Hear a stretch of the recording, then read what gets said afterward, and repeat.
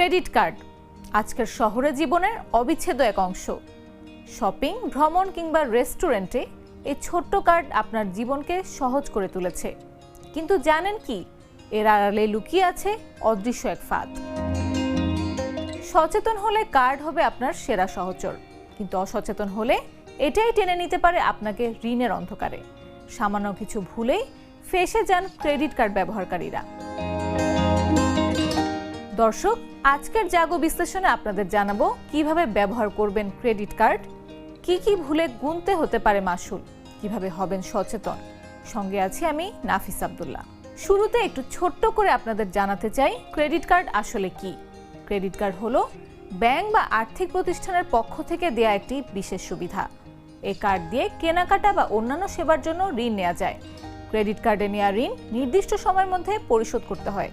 প্রতি মাসে নির্দিষ্ট সময়ের মধ্যে টাকা ফেরত দিতে দেরি হলে সুদ দিতে হয়। কোনো কারণে সুদ দিতে দেরি করলে ঋণের পরিমাণ বাড়তে থাকে। ক্রেডিট কার্ড দিয়ে এটিএম বুথ থেকে টাকাও তোলা যায়, তবে সেক্ষেত্রে অতিরিক্ত হারে সুদ দিতে হয়। চাইলে চেক দিয়েও ক্রেডিট কার্ড থেকে টাকা তোলা যায়, তবে ক্রেডিট কার্ড মূলত কেনাকাটা করার জন্যই গ্রাহকরা ব্যবহার করেন।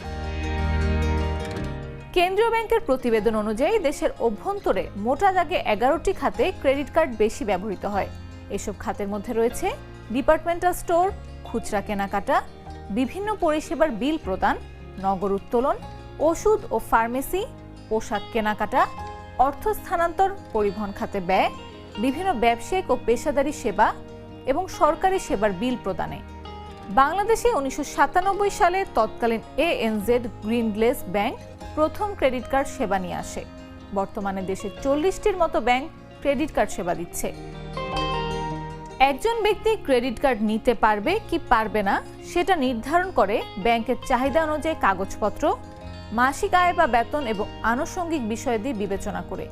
ব্যাংক ভেদে ক্রেডিট কার্ডের জন্য ভিন্ন হলেও সাধারণ কিছু শর্ত রয়েছে, যা সব ব্যাংকের জন্যই প্রযোজ্য। ব্যাংক ভেদে শর্তাবলী পরিবর্তিত হতে পারে। এবার বলি কি ভুলে মাসুল গুনতে হতে পারে এবং কিভাবে হবেন সচেতন। প্রথম যে ভুলটি হয়ে থাকে সেটি হচ্ছে বাজেটের বাইরে খরচ। রিওয়ার্ড পয়েন্ট ও অফারের লোভে অনেকেই পরিকল্পনার বাইরে খরচ করেন। বিশেষজ্ঞদের পরামর্শ হলো মাসিক আয়ের সর্বোচ্চ 30 থেকে 35% বেশি যেন কার্ডে খরচ না হয়। বাজেটের বেশি খরচ করলে আপনার ওপর চাপ বাড়বে। এছাড়াও অনেকেই আছেন যারা শুধু ন্যূনতম টাকা পরিশোধ করে থাকেন, কিন্তু প্রতি মাসে কেবল ন্যূনতম পরিশোধ করলে সুদ বাড়তে থাকে।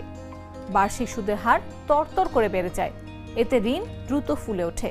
তাই ন্যূনতম পরিশোধ নয়, সামর্থ্য অনুযায়ী পরিশোধ করুন।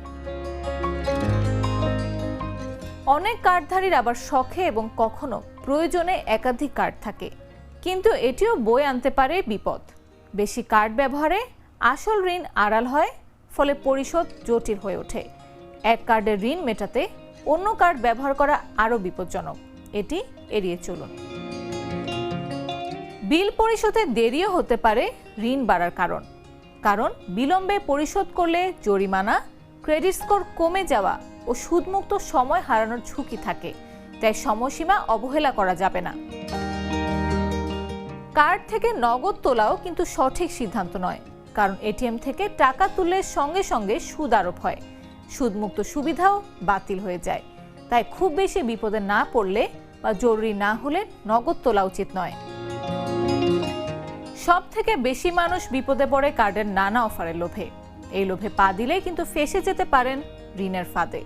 খরচহীন ইএমআই বা বাই নাও পে লেটার এ ধরনের অফার আপনার জন্য সবসময় লাভজনক নাও হতে পারে, কারণ লুকানো চার্জ ও যৌগিক সুদে ঋণ বেড়ে যায়। দর্শক, সচেতনতা এবং সঠিক পরিকল্পনা এই দুইভাবে আপনি ক্রেডিট কার্ডকে আপনার সহচর বানাতে পারেন। খরচের প্রতি যত্ন, সময় মতো পরিশোধ এবং অফারের লোভে না পড়াই রাখবে আপনাকে ঋণের অন্ধকার থেকে দূরে।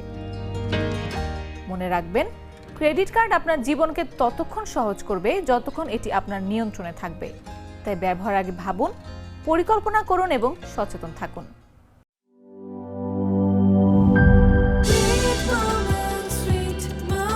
Treat chocolate. Treat moment. Sweet moment.